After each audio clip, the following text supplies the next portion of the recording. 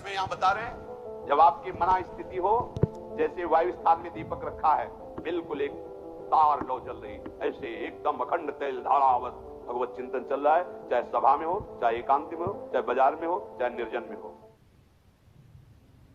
इसके लिए सबके लिए साधारण उपदेश है। ये साधारण शब्द इसलिए प्रयोग कर रहे हैं कि असाधारण भी साधना होती है। जो असाधारण साधना होती है उसमें रात्रि के 1 या 2 के बीच में जग जाया जाता है। पूरी दिनचर्या, जैसे आप सब कृपा पात्र हो कि श्री जी की कृपा से यही दिनचर्या चल रही है। क्योंकि जब हम यहाँ 2:45 बजे, तो यहाँ सब रंगोलियां बनी हुई, तो मतलब है कि 2 बजे 1:30 बजे से शुरू किया होगा, तभी तो ऐसा। लेकिन साधारण दिनचर्या प्रत्येक प्राणी के लिए कह रहे हैं। अगर आप आनंद चाहते हो, पूर्व रात्रे परिचय युंजाना सततम मनः, 8 पैर होते हैं, तो 8 पैर में एक पहर 3 घंटे, 8 से 24, तो 3 का पक्ष 12 घंटे, 4 पहर, 4 से 12, रात्रि का पक्ष 12 घंटे। उसमें कह रहे हैं कि 3 घंटे रात्रि लगने पर और 3 घंटे रात्रि जाने पर केवल भजन करना चाहिए। अर्थात 10 बजे जैसे सो जाए तो 11, 12, 1, 2, 3, 4, 6 घंटे हो गए। 4 बजे के बाद सबको जग जाना चाहिए। जो संसार में 4 बजे के, या 4 तो सत्संग शुरू होता है, 4 बजे सबको जग जाना चाहिए। अगर आप 4 बजे नहीं जगते, सूर्य उदय हो जाता है, आप सो रहे हैं, तो आपकी बुद्धि नष्ट होगी, आपकी आयु नष्ट होगी, अकाल मृत्यु होने की संभावना रहेगी, शरीर रोग ग्रसित होगा और दरिद्रता आपका पीछा नहीं छोड़ेगी। चाहे जितना रुपया कमा लो, तुम्हारा हृदय दरिद्र रहेगा। भावना में तुम, कामना में दरिद्र ही रहोगे। जैसे इतना मिला तो और इतना और इतना, कभी शांति नहीं मिलेगी। ये भागवतिक सिद्धांत है। ब्रह्म मुहूर्त प्रातःकालीन 4 बजे सबको उठ जाना चाहिए। और जो निरंतर भजन करना चाहता, लघ्वाहारो विशुद्धात्मा, भोजन उतना पाना चाहिए कि भोजन पाने के बाद अगर आप खड़े हो तो आपको ये नहीं लगना चाहिए कि पेट में वजन पहुंच गया है।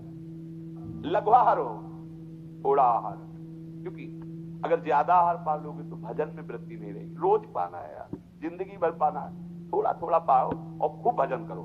जिसका भोजन नीरस, शब्द याद कर लो, उसका भजन सरस, और जिसका भोजन सरस उसका भजन नीरस।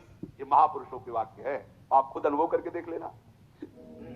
यहां तक खट्टी डकारे आ रही, फिर शाम के पाना है, तो फायदा क्या हुआ यार? पाले का तो मतलब भजन बने। लघ्वाहार हो और विशुद्धात्मा, आपको अपने चित्त का मार्जन करना, पोछा लगाना है। चित्त में क्या कूड़ा करकट होता है? राग, द्वेष, कामना, ये सब कूड़ा करकट है।